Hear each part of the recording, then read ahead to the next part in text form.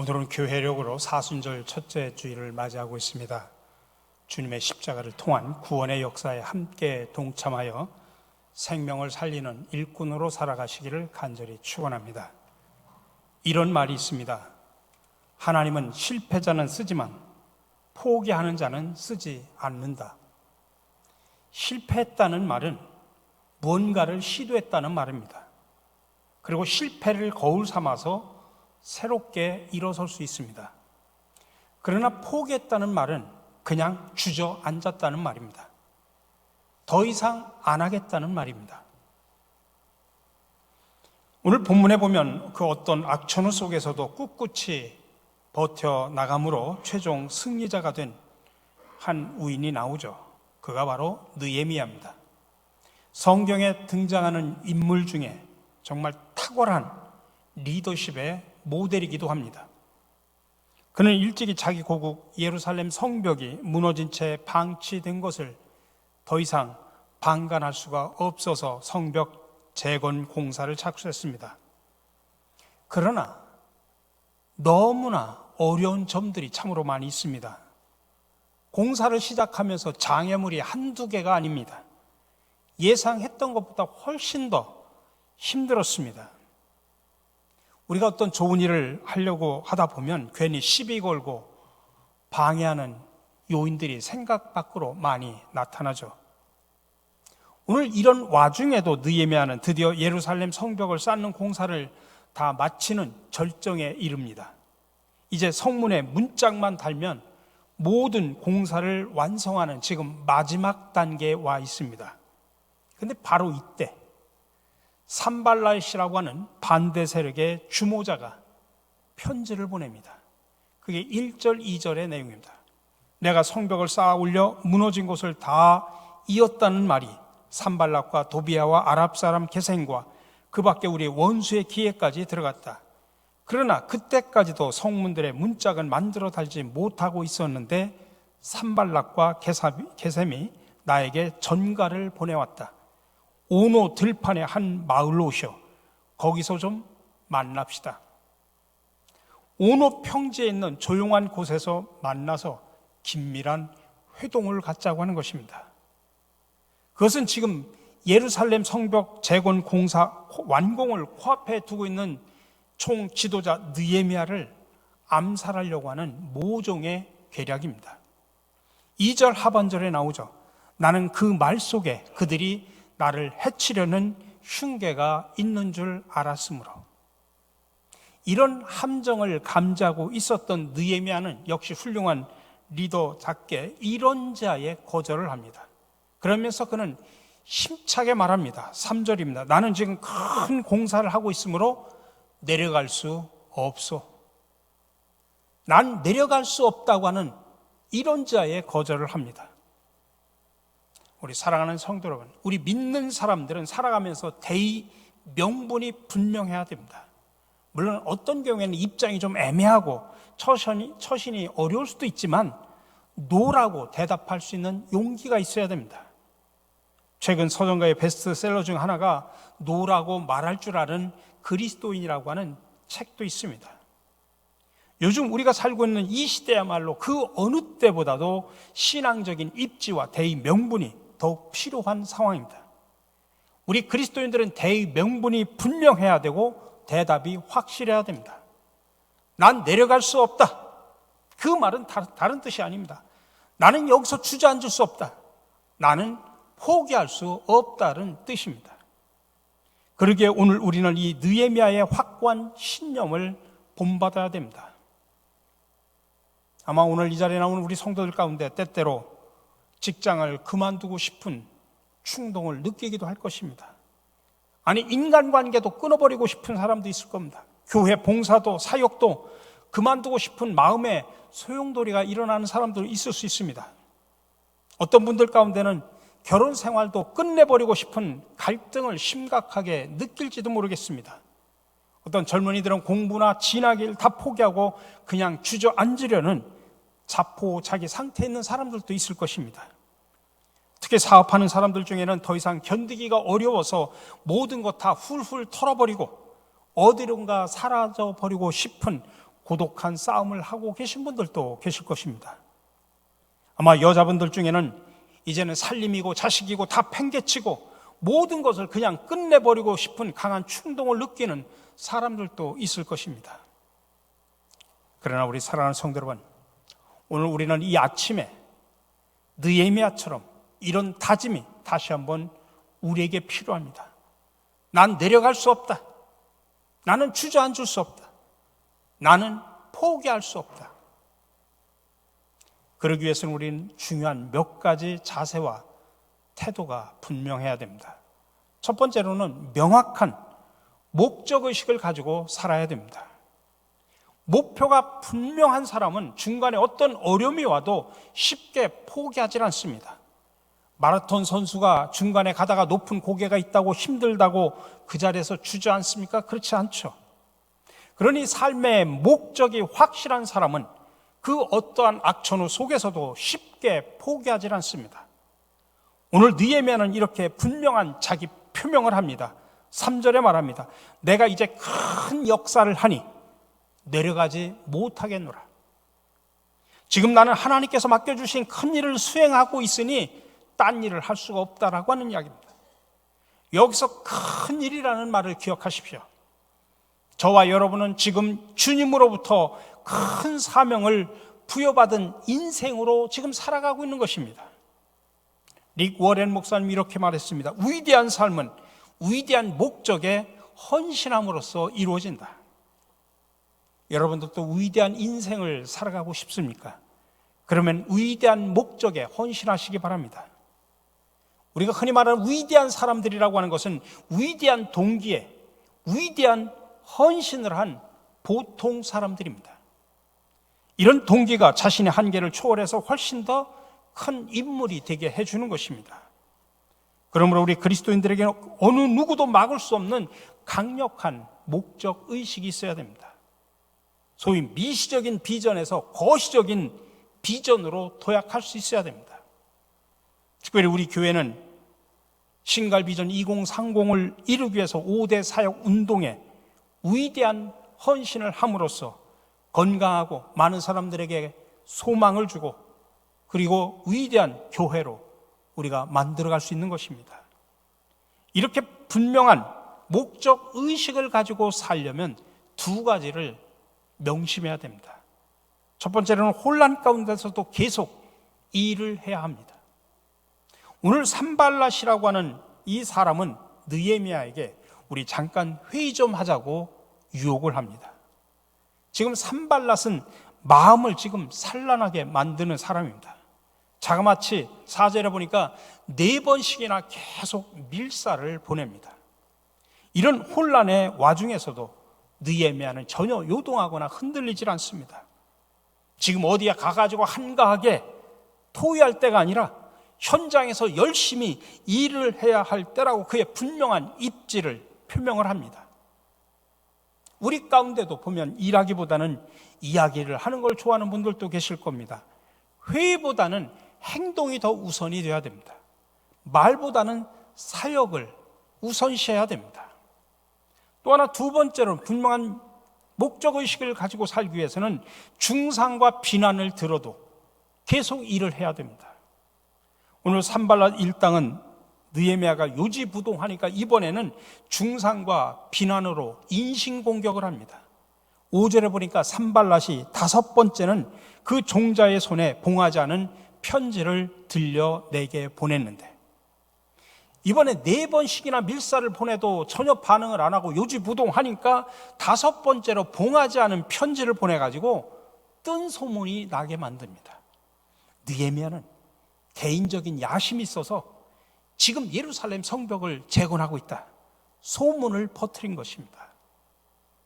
여러분, 우리가 어떤 좋은 일을 할 때 사람들 중에는 괜히 시샘을 해서 비난하는 그런 사람들이 참으로 많이 있습니다. 오늘 요즘 그 사람 열심히 교회 봉사를 하는데 아마 목사님이나 장로님들한테 교인들한테 잘 보이려고 하려나? 그러면서 그 사람의 사기를 꺾는 그런 말을 하는 사람들도 있죠. 여러분, 미숙한 사람일수록 다른 사람들이 잘 나가는 것을 싫어하고 시샘합니다. 어떤 아이가 어머니에게 묻습니다.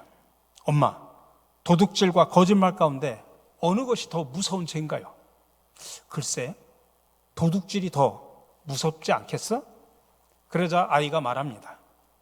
저는 그렇지 않은 것 같아요. 도둑질한 물건은 다시 돌려줄 수 있지만 남에 관해서 잘못 말한 거짓말은 다시 돌려줄 수가 없잖아요.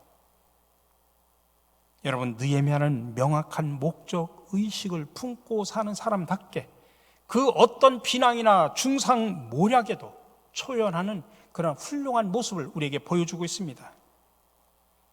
미국의 16대 대통령 아브라함 링컨은 이렇게 말했죠. 내게 대하여 사람들이 공격하는 것을 다 읽고 거기에 대한 답변을 다 하고자 한다면 다른 일은 전혀 하지 못할 것이다. 비춰도 말합니다. 사람들의 빈정되는 말이나 헐뜯음에 대하여 답변하고자 한다면 그의 삶은 시시한 일에 다 낭비되고 말 것이다. 여러분들이 어떤 일들을 할 때, 특별히 교회 사역이든 하나님이 기뻐하시는 일을 할 때 수많은 중상모략, 또 때로는 내가 어떤 억울함이 있다고 할지라도 오늘 느헤미야처럼 나는 내려갈 수 없다, 나는 주저앉을 수 없다, 나는 포기할 수 없다, 그렇게 선언할 수 있기를 간절히 바랍니다. 두 번째로는 명확한 목적의식 외에 명확한 영적 분별력을 가지고 있어야 됩니다. 우리가 흔히 말하죠. 21세기는 지식 정보의 사회다라고. 그러나 사실은 지식보다 더 중요한 게 뭐냐면 지혜입니다. 분별력입니다.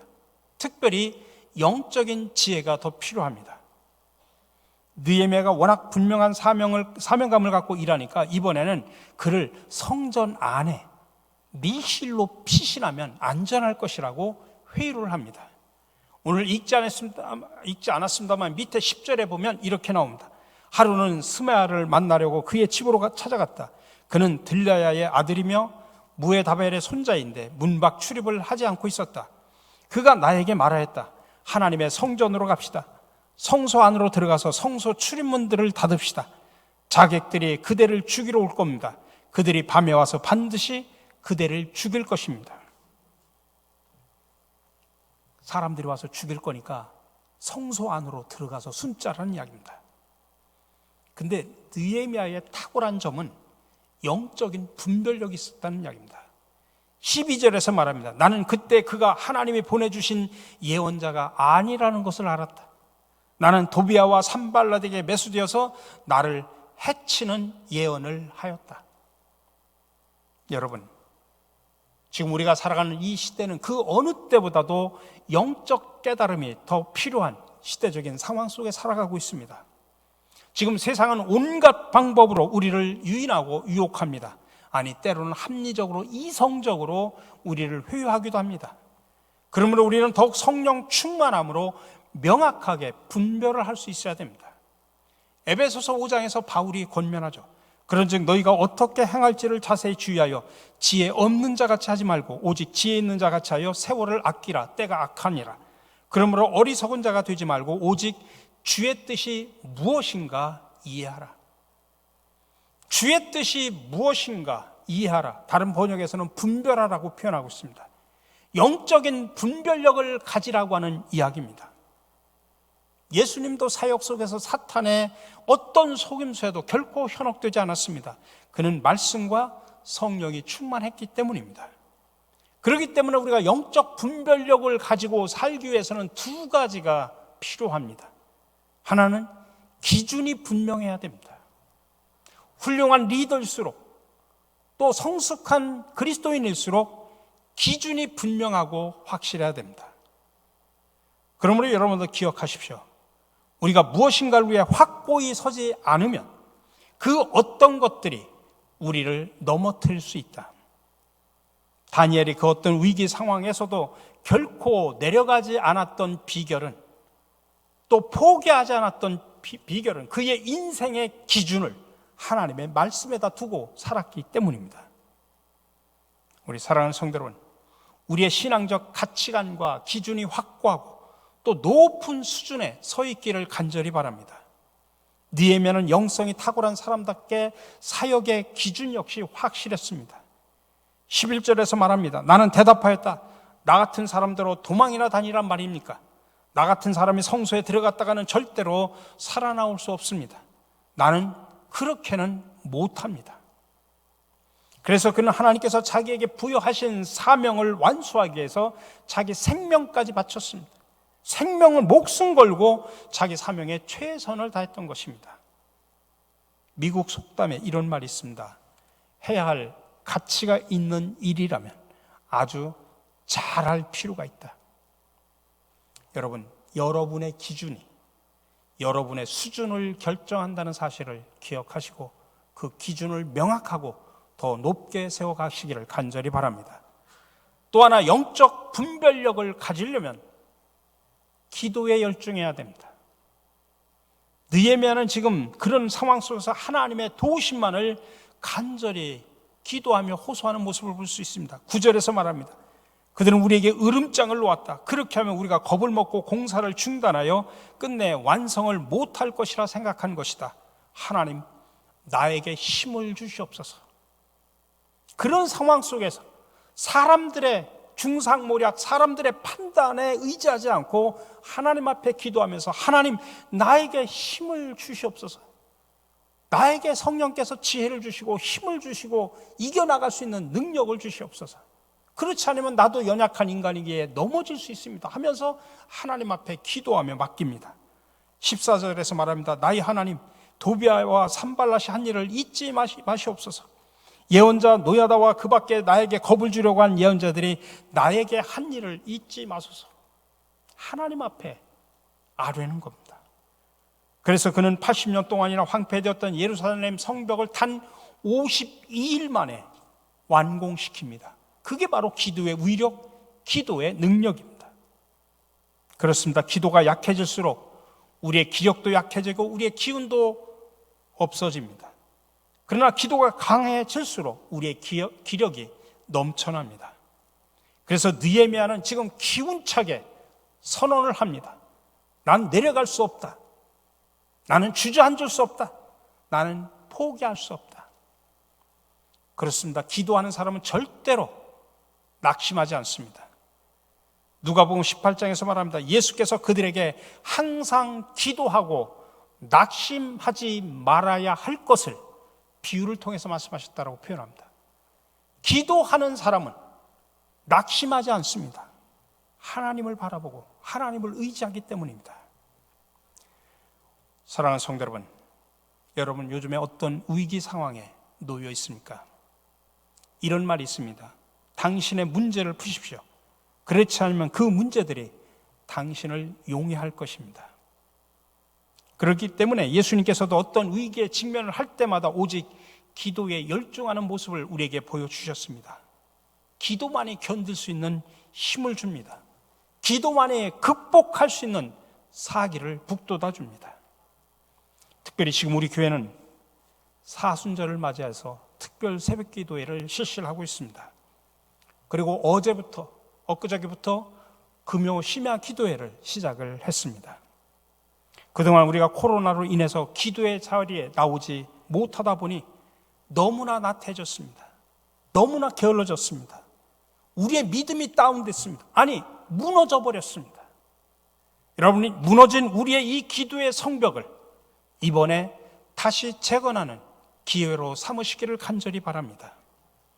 여러분, 어떤 일로 요즘에 심리적인 위축을 느끼고 계십니까? 직장을 그만두고 싶은 충동, 인간관계를 다 끊어버리고 싶은 마음, 교회 사역 다 그만두고 싶은 의욕 상실, 결혼 생활을 끝내고 싶은 마음의 소용돌이, 인생의 진로나 사업의 비전을 체념하려고 하는 허약한 의지, 항암 치료나 건강 회복에 대한 기대나 희망을 포기하려는 그런 시리에 빠져서 살아가고 있지는 않습니까? 오늘 이 아침 우리 모두 다 같이 느헤미야처럼 힘차게 그리고 믿음으로 같이 이렇게 외치시기를 바랍니다. 나는 내려갈 수 없다. 나는 주저앉을 수 없다. 나는 물러서지 않으리라. 나는 약해지지 않으리라. 나는 결코 포기하지 않으리라. 이런 고백을 하면서 힘차게 세상으로 나가 살아가는 저와 여러분들이 되시기를 주님의 이름으로 간절히 축원합니다.